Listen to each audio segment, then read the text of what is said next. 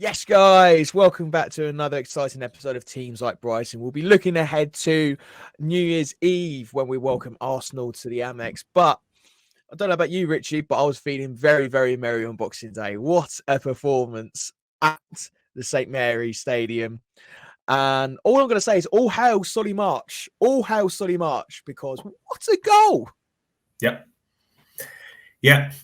It was, I think going into the game, obviously, Brighton were a bit wounded by getting knocked out of the Carabao Cup to League One Charlton. So, and there was a lot of rusty performances. And I think, you and I both said, hopefully, that sort of ring rust would be gone in a few days' time for the Boxing Day clash at Southampton. And boy, did they show that, because they were right back on it. I mean, it took the start was a little bit even, but then after that kind of Adam Lallana goal, scores again. I think that's actually now his best ever scoring season at Brighton with 2 goals, which is not saying much, but he's definitely playing the best he's played at Brighton at the grand old age of 34. But then, the goals kept on coming. Obviously, the own goal from Perot, and then Solly March with that absolute, lightning bolt into the top corner. But it was a really, really accomplished performance. It probably should have been more. I think Matoma had a chance that just went wide from a header that could have made it 4. There was a number of really, really, near misses. To be, it could have been like 5-0 at the hour mark. It was, it was just a real, real masterclass. And they did it without Alexis McAllister. So it shows that Brighton do have strength in depth. Pascal Gross did very well in sort of that deep-lying role. He can just play everywhere. I think De Zerbi joked after the game that he could even play as a goalkeeper. He's just that versatile. So, fantastic 3 points. Staying in 7th, keeping up that European charge. I mean, other than sort of, I think Adam Lallana said like a funny 5 minutes where they conceded the goal, the penalty, and then there's a bit of like pushing and shoving, a bit of antics from Sanchez and Che Adams. Other than that, really, really accomplished performance and a very nice way to, cap off Christmas, I guess. Yeah, absolutely. Absolutely. And I think as well, it's really good, I say, to get rid of that rust from Charlton. Quite clearly, De Zerbi addressed all that and more, because I think he went on to say that was probably the most complete performance he's seen since joining the club. And I think that speaks volumes from watching it in the comfort of my home, with a box of celebration tree and Cadbury's here in front of me. It was really enjoyable. I thought it was such a chalk and cheese comparison when you look back just a few days prior against Charlton, where we just weren't at the races, and then all of a sudden it was like, we never had 6 weeks off. So I'm really pleased to see how that all went. And classic. And really now we've got a couple more days to look forward to a big match against league leaders Arsenal. Yes. Just before we get to that, a couple of things from the game, the Southampton game. So obviously, Solly March had a tough match. I thought was decent at times against Charlton, but he missed a glorious opportunity when it seemed like it was harder to not miss, and then he absolutely did a Harry Kane and sent his penalty effort well over the bar. So I was lucky enough to speak to Solly March after the game in the Southampton sort of mix zone, and I asked him about sort of bouncing back from the disappointment of that personally. How's it been for him? And he said midweek, obviously against Charlton, was a tough game to take. And personally, maybe I played better when I have a point to prove. And I think I did that against Southampton. I think obviously a lot of people talk and you shouldn't listen to it, but you do. And apart from the goals, I think I'm playing well. That is just what is missing for me. Hopefully that can spur me on to get more.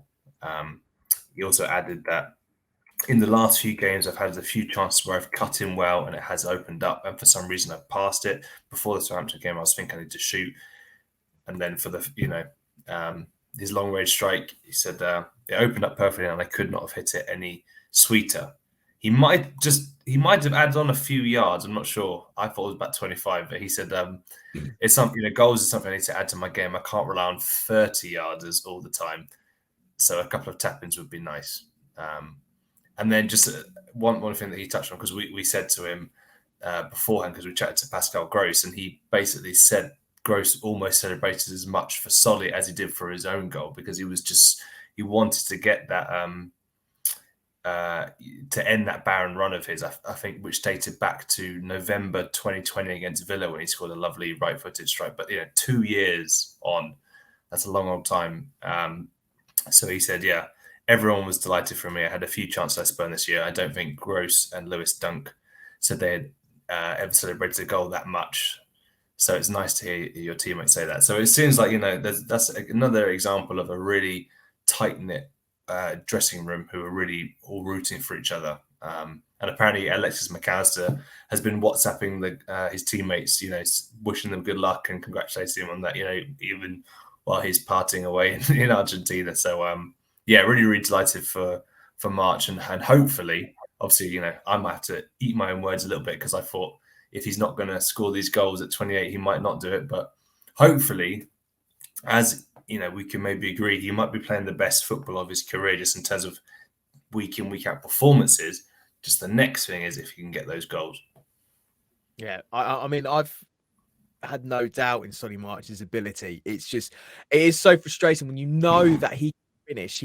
It's almost like that little bit of like I don't know, maybe it's just composure that he needed. But then he goes and scores those absolute bangers, like at Southampton, and then you just think he can do this. We know he can do it, and that it's just the frustration that's built up in the fan base, because we know that he could do it. And like you say, like, look at how Dunk and Gross celebrated. Like, Dunk just lifted him up and tried to throw him out of the ground. He was so delighted for him that it was just like as if he scored the winner there and all. And like you say, how close and well connected this squad is second to none at the moment. There's a belief between not just themselves as individuals, but with the players that they're playing around them as well. And they're all just motivating one another. I think that's something that De Zerbi has definitely taken into account and really pushed on more since taking over from Potter too. Yeah, definitely. I think also, I think, just on De Zerbi, I think he said actually that March doesn't realize how good he actually is. So maybe,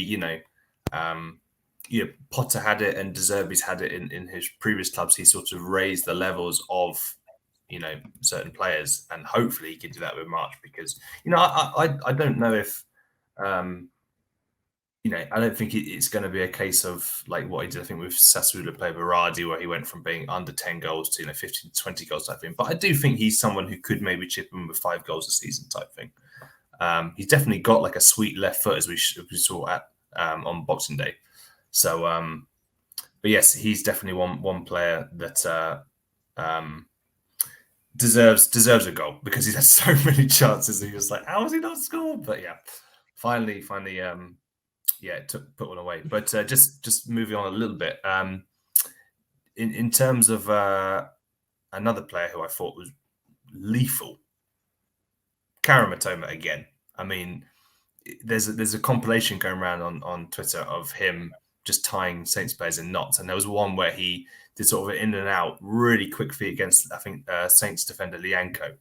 It was just a thing of beauty to watch, and he should have, probably should have gotten the score sheet. But how excited are you about how good Matoma can be, and do you think we've even seen the best of him yet? He's just so good right now. Like, even when he was in that impact sub role, trying to blend into Premier League football,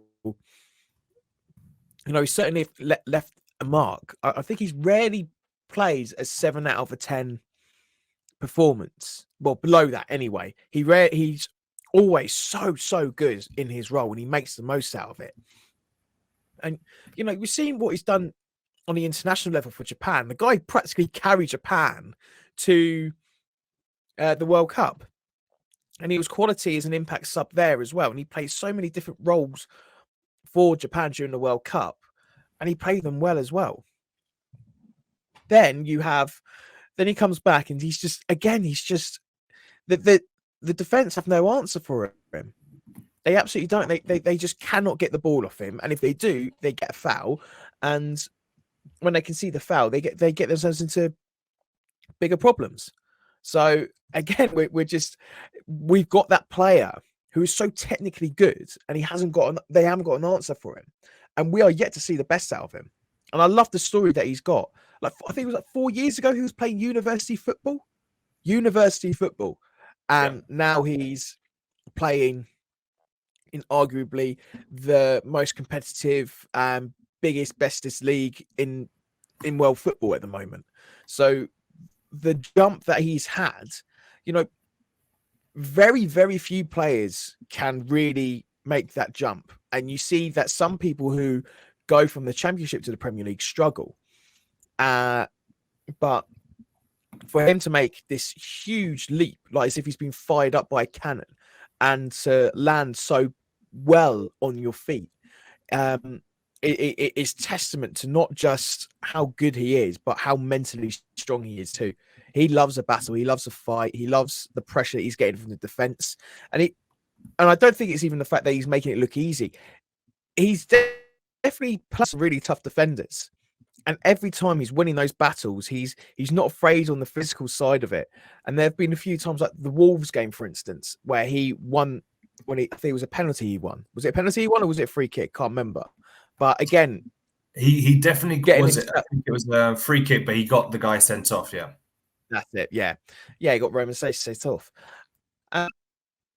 You think he knows how the game works. He knows how to win the battles. He picks the battles, and 9 times out of 10, when he goes in for those battles, he wins them every time. So he's just got this mental approach. It's fantastic to see, because usually you always talk about how technically great players just don't have that mentality about them, and they always find themselves sort of like this bit. And if they get their mentality, they're up here. And I honestly think that Karo Matoma is that guy that is going to put himself, he's going to smash through that scene and really become not just a Brighton legend, but a Premier League legend too. I think we're yet to see the best out of it, and I'm really excited to see it. Yeah, I didn't stutter when I say that.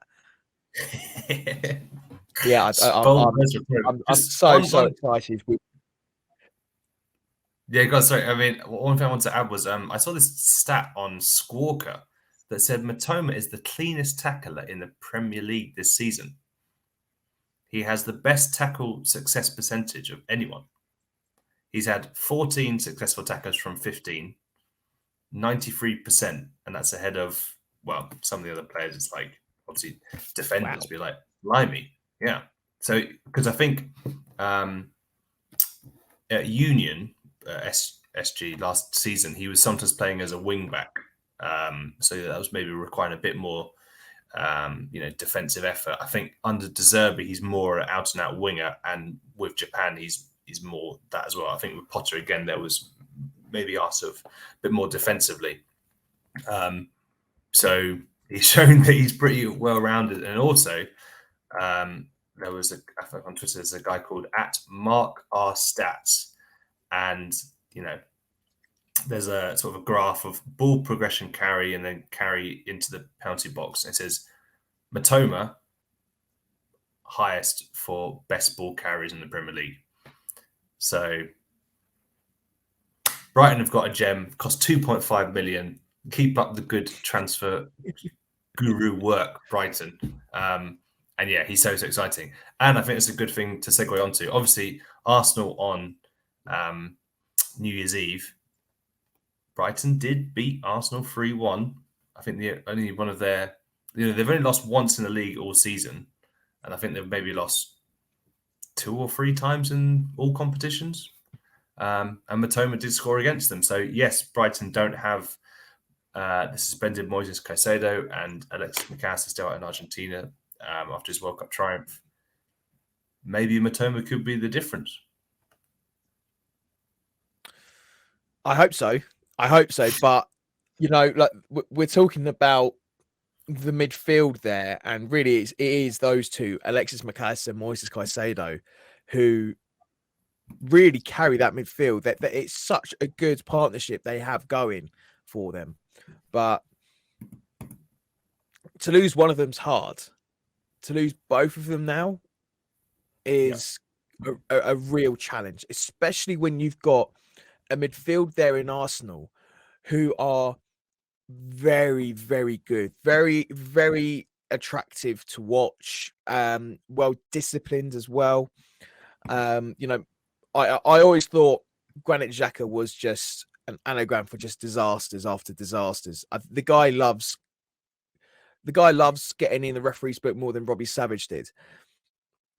So, but Arteta's got him playing well, and then you've got Martin Odegaard, who was like the wonder kid that everyone was chasing when he was basically 12 years old, and it just never really worked out for him at Real Madrid. But now you're seeing what he can do. Now he's at Arsenal. He's the captain there now, and then you've got Thomas Partey there. It's a midfield three that is working well, that is winning the battles, and honestly, looking at who we have at our disposal because ours is practically a midfield too. We're looking at Adam Lallana and we're looking at Pascal Gross in that middle. Now, I love the both of them, and I rate them so highly. Adam Lallana is so technically brilliant, but will he be able to do that match as well as playing against Southampton? And then we've got Everton away a few days later. Not really. And then you look at Pascal Gross, again, someone who can play that. He's very much a similar player to Lallana in what he can do with the ball. So we're really missing out on that player, that gap that Caicedo has left. And honestly, I'm thinking off the top of my head the squad, and I don't think we really have anyone there. I think the only one that I could think of is Alvasi, but obviously he's out on loan, and we can't call him back. So I think that's gonna be De Zerbi's biggest in how he's going to address that midfield there and how he's going to win it. Because if we've got any chance of getting a point, let alone 3, it's addressing the midfield.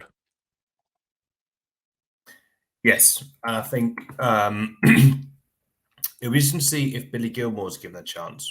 I think this is a chance for him, but he's not. I mean, correct me if I'm wrong. I don't know if he plays that deep. I think he's more. He could play. He could play, but yeah, he's a very, very attacking minded midfielder. In my eyes, anyway. I think. But yeah, for example, when Brighton beat Arsenal last month in the Carabao Cup, Caicedo was the deepest line midfielder, and Gilmore's ahead of him. And then I think Gross, when Caicedo went off, Gross went behind him. So it could be a similar case of perhaps Gross is playing in that deepest, 6 kind of role, with maybe Gilmore and Lallana ahead of him. Or, I mean, in terms of the players that are out injured at the moment, obviously Brighton have got Adam Webster, who's probably a doubt. Welbeck more touch and go. Maybe it could be a case of bringing a striker. So then there's maybe, not as many needed in the midfield, or they could pack the midfield with a false line again. Or it's an interesting one. But yeah, to your point, this is Arsenal came back very well against West Ham on Boxing Day to win 3-1. They're 7 points clear at the top of the league. This is a really, really, really tough game. Obviously, Brighton have shown they can beat anyone on their day. They thrashed Chelsea, they drew at Liverpool, and obviously they beat I guess, a fringe team of Arsenal's. But as I said previously, it was also kind of a fringe team of Brighton's. But yes, in terms of like the Premier League table, obviously Brighton got beat 3-1 against Man City. They played the Newcastle side earlier on the season who were good, but Brighton were the best team. But I guess obviously they lost to Man City. This is another top test. This will be a real test of De Zerbi's credentials and Brighton to see how good they can be. I think it is good that it is at home, perhaps, but yeah, this is a really, really, really big test. But what a lift that would be if they got a win, or even a point. I think that'd be a very, very good way to end 2022. Yeah. I mean, if we could get a result out of Arsenal, that would be huge. And with that, when you've got in mind that the away win at Arsenal as well, if we get a point, that's 4 points from 6 to end the year, and that'd be superb. And it's momentum going forward again to go for Everton. And I know Everton are struggling at the moment, but I don't like going to Goodison Park. Goodison Park is a fortress when you've got, the blue half of Liverpool up for it, and I think they will be. We had a great game with them on the season when McAllister scored an absolute beauty. Don't think he'll be featuring, but they're up for the taking. But we need to get that momentum going, because Lampard's that kind of player when he just sees a team that have just hit a bit of a banana skin, bit of form, and they want to make sure that they punish us if we lose. So we need to get a good performance in, and hopefully De Zerbi finds the answers to the questions needed. But I think that'll be his toughest challenge, and I think that'll be a wake-up call to him in terms of, right, I can't rely too much on McAllister and Caicedo here. It's worked so far, but it's worked so far with either or one of them out. But with both of them out, it's going to be a challenge. And it just had to be against the league leaders, didn't it? It just had to be against the league leaders at home. Of course it does. But yeah, that'll be a hard one. But anyway, moving on, we are joined by Kaya Koenig over at Football.London, and he'll be talking to us all about Arsenal and looking ahead to the fixture ahead on New Year's Eve. And for the last time in 2022, anyway, ladies and gentlemen, we're joined by one of our esteemed journalists, and this time it's Arsenal correspondent Kaya Koenig. Kaya, how you doing? I'm very good, thank you. I'm glad you referred to me as the esteemed journalist. Richie was bowing as if he was the one being referred to there. So thank you very much. I'm very honoured by that lovely introduction. Where's this esteemed journalist you speak of? So let's go ahead with this, because one thing that I'm amazed by Arsenal is they're 33 to 1 at the start of the season to win the title. That was amazing. Let's get back into the main bit of it. Kai, Arsenal at the start of the season were 33 to 1 to win the title. Now their odds have shortened dramatically because of a fantastic start. Did you see this coming at all in their whole trusting the process methods Arteta kept on talking about? I'd be lying if I said I saw this coming instead of in terms of a title challenge. I think what I did see coming is the way they've been playing, in the sense they've been playing really well, because it's exactly how they were playing in pre-season. They did really well in the summer to get all their business done nice and early. So Jesus was signed in July. Zinchenko was their last signing of the summer, and he came in, I think, on the 27th of July. So all the big signings they wanted, they got done really early, which meant they could work with them during pre-season. And when the season started, everyone else was still shopping around, looking for deadline day bargains and that kind of stuff. And Arsenal were ready to go. And I think that's been a massive bonus for them. And you can see it in the way they play. It's very obvious that they're a really well-coached side. They know exactly what they're trying to do each time they step on the pitch. And I really think they benefited from that. So in pre-season, you could tell something special was building just because of the atmosphere around the camp and the way they were playing.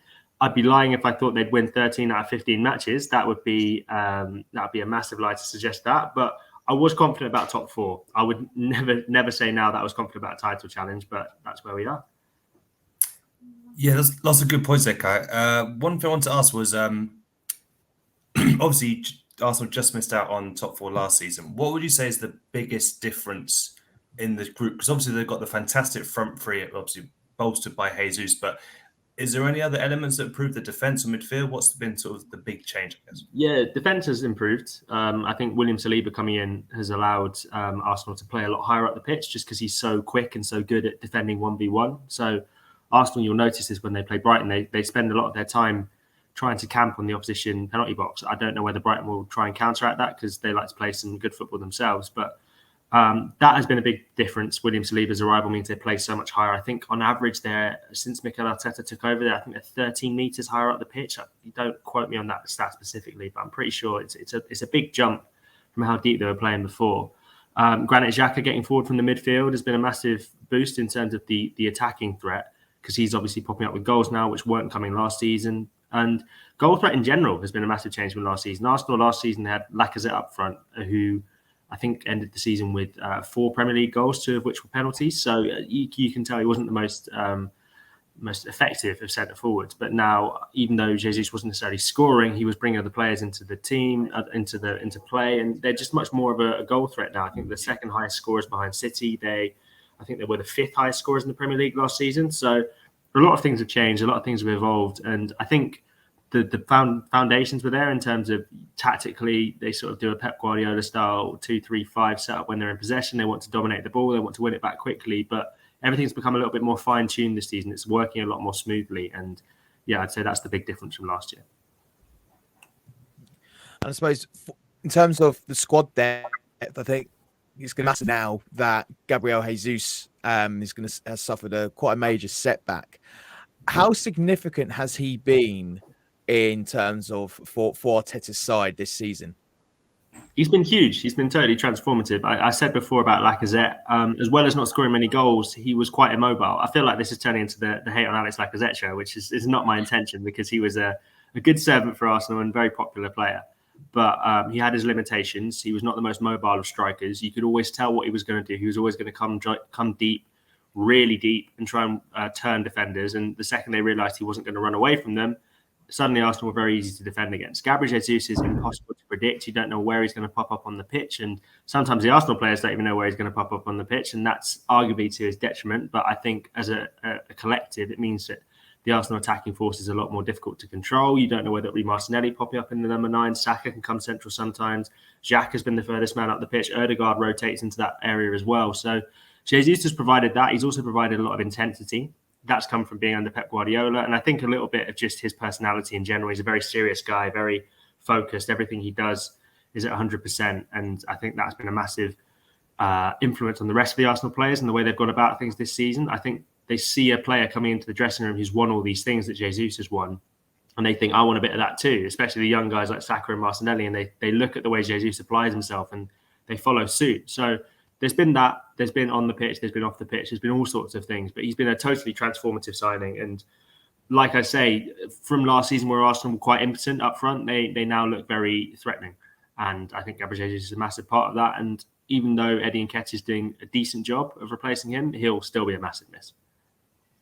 One player that's sort of inextricably linked between Brighton and Arsenal is obviously Ben White, who came up through Brighton's academy. Can you just talk about how he's done in the last season and then this season as well? It seems like he's maybe taking his game to the next level this year, but playing at right back. Yes, exactly. Last season, he came in at centre-back. There was a few early doubts about him. People saying he was too short to play centre-back, not good enough in the air, not defensively solid enough to play in a back 4. That got proved wrong because Arsenal's defensive record was actually pretty decent last season. And alongside Gabriel, he formed a very good partnership. But with the return of William Saliba, it just made sense to move Ben White out to right back. Obviously, you guys know from Brighton, he played there a few times, played right side of a back 3 as well. And the way Arsenal play, their fullbacks invert, again, very similar to Manchester City and what Pep Guardiola does. They come central. Ben White's always been technically excellent. He's always been very good on the ball. He's always been a really good dribbler. And I think those skills really come to the fore when he's allowed to step forward a little bit more into the midfield instead of having to just defend all the time. And in terms of the overlapping play, the traditional fullback play, which someone more like, I guess, Tariq Lamptey specialises in, he's getting better at that with each passing game. And you're right, I think his game has gone to another level this season. I think he is taken things up in terms of this right back position really accentuates all his strengths and none of his weaknesses really get exposed that much. So I think he looks so much better. And some would argue that Takehiro Tomiyasu was Arsenal's player of the season last season, and Ben White's made sure that he's not had a sniff pretty much in terms of the starting 11. So massive improvement from Ben White on an already really positive debut season. And lots of people balked at the £50 million fee, and Brighton are very good at negotiating those kind of big transfers. But listen, he's proving worth every penny at the minute. I don't want to be a downer about this, but I want to bring up a stat in the fact that over the last 5 times that Arsenal were top on Christmas Day, they didn't go on to win it. Now, yeah, you're shaking your head there. You know the stat I'm on about there. Arsenal have definitely made themselves title challengers. Can they go all the way? So addressing that stat specifically, there's never been a mid-season World Cup in the middle of all of that to sort of alter it. I would argue that this whole top at Christmas isn't really top at Christmas in the same way that the previous top at Christmases have been top at Christmas, and that was a lot of top at Christmases to get into one sentence. But what I'd say is, I think Arsenal, I don't expect them to win it still. And the reason for that is, I think, just the lack of depth. And Jesus is going to be a massive blow. And then if they lose someone like Thomas Partey on top of that, or someone like Ben White, although I think Ben White's position is well covered. But there's positions in the team where if they lose them, they're in big trouble. I think if someone was to happen to Ødegaard, Saka, all the big names that you know about, obviously there'd be a lot of trouble. And the depth compared to a team like Manchester City just isn't quite there. I think when Arsenal are competing on multiple fronts going forward into the season, when they're playing Europa League, when they're playing FA Cup, all 3 competitions, I think that will really pile up on them. But I do think that going into the season, like I said at the start of the show, I think Arsenal fans were confident about top 4, but not really expecting anything else. So everything else is a bonus at this point. If Arsenal come second, fantastic. If they come third, I think most Arsenal fans will be able to make peace with that. All that's happening right now is they're just enjoying the ride, and they're enjoying the fact their team wins every week. They're enjoying the fact that they have a very distinct style of play. And if Arsenal win the title, then superb. But I don't think anyone's going to be crying themselves to sleep if they come second. Manchester City are an amazing team, and they're going to be a very difficult side to beat. Kai, we're recording this a few days out from the Brighton game, but can you just give us a rundown on Arsenal's team news? Who is obviously Jesus is out, but is there anyone else who might miss the game, please? So Emile Smith-Rowe is unlikely to make it. Reece Nelson's unlikely to make it as well. Takehiro Tomiyasu is a doubt because he's been struggling with a hamstring injury. You'd expect Alex Zinchenko to come back in at left back instead of Kieran Tierney, but he himself has been struggling with muscle problems, and I don't think Tierney looked too fit. He was taken off towards the end of the West Ham game, so there's questions as to whether there's an injury there. But I think beyond that, that's pretty much it. William Saliba's fully fit after coming back from the World Cup, where he obviously stayed till the end with France. But I think that's pretty much it. I'm sure I've forgotten someone, but as far as I know, that's all the injury absences. I think with that, then I think we need to wrap it there. In terms of the chat, Kai, it's been great chatting to you. But before you go, do you reckon the score is going to be at the AMEX? I always hate score predictions because they always make you look silly in the long run. I think Brighton have the potential to cause Arsenal a lot of problems. I know Brighton are dealing with a lot of injuries. I think Danny Welbeck's out, and there was another key player who was out. McAllister's obviously not going to be there as well. So a few big misses for Brighton, and I do think Arsenal, in the form that they're in and the way that they came back against West Ham, does suggest that they're going to be looking good for this game. But they've got a really big run of games after Brighton. So it's Newcastle, Spurs, and then Manchester United all in a row. So this kind of needs to be a win to set them on a good footing for that. So with that in mind, I'm going to say 2-1 to Arsenal. I do think Brighton will cause them problems. I don't think it'll be easy, but I do think Arsenal will be strong enough to come away with the 3 points. Defeat at the Amex, Richie Walkin. Yeah, I'm not feeling that confident. Just the fact that you got Caicedo suspended, McAllister also, is obviously away in Argentina enjoying his celebrations. I just think that midfield duo is so key. and I'm going to go a 1-0 win for Arsenal. I think I'm going to have to join Kai, and I think I'm going to be Mr. Pessimistic. I'm going to go for 2-1. Arteta side's taking all 3 points. So you say like the gap in the midfield is big, and I think Lallana could do so much, but I don't think he'd do it for 90 minutes. And the intensity, like you say, about how Arteta plays centrally, I think that's going to play a big part. So it'll be interesting to see how it all plays out. But as ever, guys, thank you so much for listening. Kai, thank you so much for joining us, and enjoy the match. Thank you very much.